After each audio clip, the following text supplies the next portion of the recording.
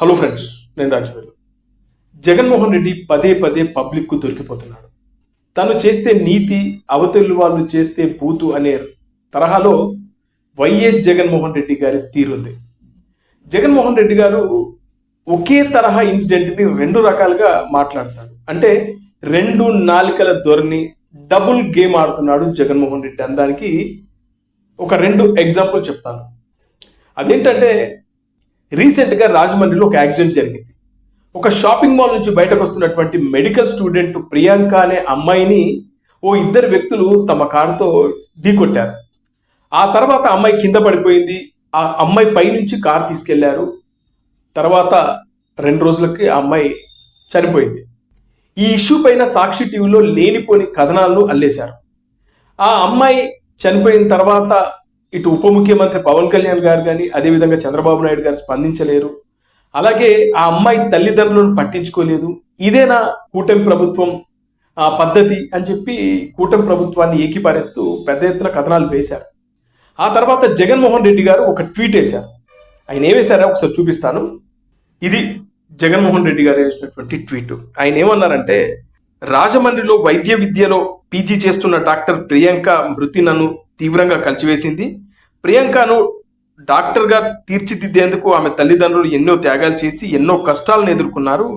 ఆమె ఎండి చదువుకు కూడా అండగా నిలిచారు.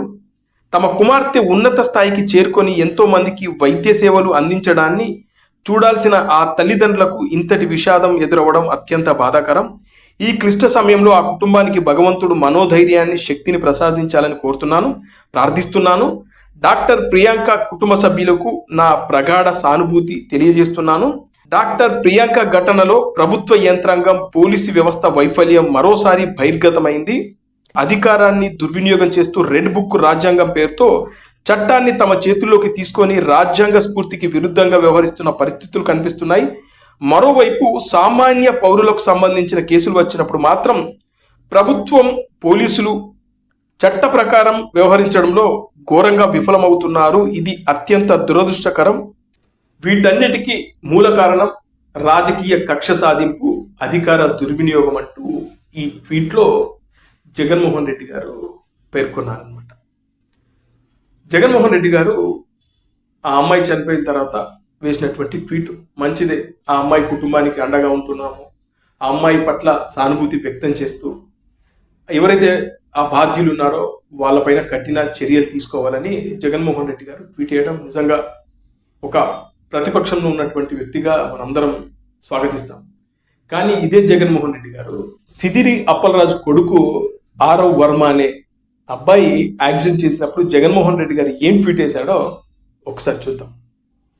ఒక రోడ్డు ప్రమాదాన్ని కూడా రాజకీయ కక్ష సాధింపు కోసం ఆయుధంగా మార్చుకునే స్థాయికి చంద్రబాబు నాయుడు గారి ప్రభుత్వం నీచంగా దిగజారిపోయింది. ఉత్తరాంధ్ర ప్రాంతానికి చెందిన బీసీ నాయకుడు, మాజీ మంత్రి సిదిరి అప్పలరాజు కుమారుడు 18 ఏళ్ల పిల్లాడు బైక్ నడుపుతూ పొరపాటున రోడ్డు ప్రమాదానికి కారకుడు అయ్యాడన్న ఆరోపణలపై యాక్సిడెంట్కు సంబంధించిన సెక్షన్లు కాకుండా ఏకంగా హత్యా నేరం అభియోగాలు మోపి అరెస్టు చేసి రిమాండ్కు పంపడం, ఆ తర్వాత ఇప్పుడు తన తండ్రి అప్పలరాజును కూడా అరెస్ట్ చేయడం చూస్తే వైఎస్ఆర్సీపీ నాయకుడు కుటుంబాన్ని రాజకీయంగా వేధించడమే చంద్రబాబు లక్ష్యంగా మారింది.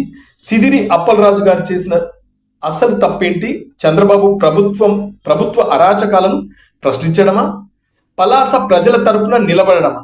ఒక డాక్టర్గా మంచి పేరు సంపాదించి సేవ చేయడమా? చంద్రబాబు గారు తన రాజకీయ ఎజెండాను ఎల్లో మీడియాతో రాయించడం, ఆ తర్వాత పోలీసులు దాన్ని కేసుగా మార్చడం, రాష్ట్రంలో అమలవుతున్న కొత్త చట్ట వ్యవస్థ ఇదే. మరి టీడీపీ నాయకులు, మంత్రులు, వారి కుటుంబ సభ్యులు, అనుచరుల వల్ల జరిగిన రోడ్డు ప్రమాదాలన్నిటికీ ఇదే వర్తింపజేస్తారా? టీడీపీ నాయకుడు కుటుంబ సభ్యుడు వాహనం నడుపుతూ ప్రమాదం చేశాడన్న ఆరోపణలు వస్తే మరి ఆ మనిషిని, వారి కుటుంబంలోని ఇతర సభ్యులను కూడా ఇలాగే అరెస్ట్ చేస్తారా? ప్రభుత్వ వైఫల్యాలు, అవినీతి, ప్రజా వ్యతిరేక నిర్ణయాలను ప్రశ్నిస్తున్న నాయకులను కేసుల్లో ఇరికించి వారి గొంతు నొక్కాలన్నదే ఈ అరెస్టుల వెనుక కనిపిస్తున్న కుట్ర. సిదిరి అప్పలరాజు సామాన్య మత్స్యకార కుటుంబం నుంచి వచ్చాడు అని చెప్పి ఆయనకు అనుకూలంగా, ఎవరికి? సిదిరి అప్పలరాజు కొడుకు చేసినటువంటి ఈ యాక్సిడెంట్ని ఒక సాధారణ ఒక యాక్సిడెంట్గా, అది కూడా 18 ఏళ్ల పిల్లాడు ఏదో పొరపాటున యాక్సిడెంట్ చేశాడు. అలాంటి వ్యక్తి పైన హత్య నేరం కింద కేసులు పెట్టారు. ఈ కూటమి ప్రభుత్వం, ముఖ్యంగా చంద్రబాబు నాయుడు గారి కుట్ర రాజకీయాలకి ఇది ఒక ఎగ్జాంపుల్ అనే విధంగా ఆయన ట్వీట్ చేశాడు.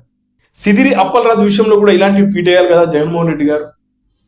ఎందుకు ఈ ద్వంద్వ వైఖరి? అంటే మీకు సంబంధించిన వ్యక్తులు యాక్సిడెంట్లు చేస్తే అది తప్పు కాదు, పొరపాటు. అవతలోడు యాక్సిడెంట్ చేస్తే మాత్రం అది తప్పు, అది ప్రభుత్వ వైఫల్యం. ఈ రెండు కేసులను బట్టి మనకు అర్థమయ్యేది ఏంటంటే, జగన్మోహన్ రెడ్డి గారు సిదిరి అప్పలరాజు కొడుకు చేసింది మాత్రం నేరం కాదు, అది పొరపాటు. వేరే వ్యక్తులు చేసింది మాత్రం అది నేరం, అదేవిధంగా ఇది ప్రభుత్వ వైఫల్యం అని చెప్పేసి ప్రభుత్వం మీద పాడాడు. ఇది జగన్మోహన్ రెడ్డి గారు ఆడుతున్న డబుల్ గేమ్. రాజకీయాల కోసం ఇంత దిగజారిపోయి మాట్లాడాలి. తప్పు ఎవడు చేసినా తప్పే, అది మంత్రి కొడుకు చేసినా తప్పే, లేదా సామాన్యుడు చేసినా తప్పే. ఈ రెండు కేసులలో ఇద్దరిది తప్పే, ఇద్దరు చేసింది నేరమే. ఆ ఇద్దరిని కూడా జైలుకు పంపించాల్సిందే. జగన్మోహన్ రెడ్డి గారు ఈ అమ్మాయి పట్ల సానుభూతి వ్యక్తం చేయడం మంచిదే. సేమ్ టైం ఓ గొర్రెల కాపరి చనిపోవడం, యాక్సిడెంట్ జరిగిన తర్వాత ఆ కుటుంబం మీద రోడ్డు మీద పడింది. ఆ కుటుంబానికి అనుకూలంగా ట్వీట్ ఎందుకు వేయలేకపోయాడు జగన్మోహన్ రెడ్డి? ఇదే ప్రశ్నలు ఇప్పుడు సోషల్ మీడియాలో పెద్ద ఎత్తున వినపడుతున్నాయి. జగన్మోహన్ రెడ్డి మరోసారి పబ్లిక్ దొరికిపోయాడని చెప్పేసి పెద్ద ఎత్తున ట్వీట్లు అయితే, అదేవిధంగా కామెంట్లు అయితే వస్తూ ఉన్నాయి. ఇది సంగతి.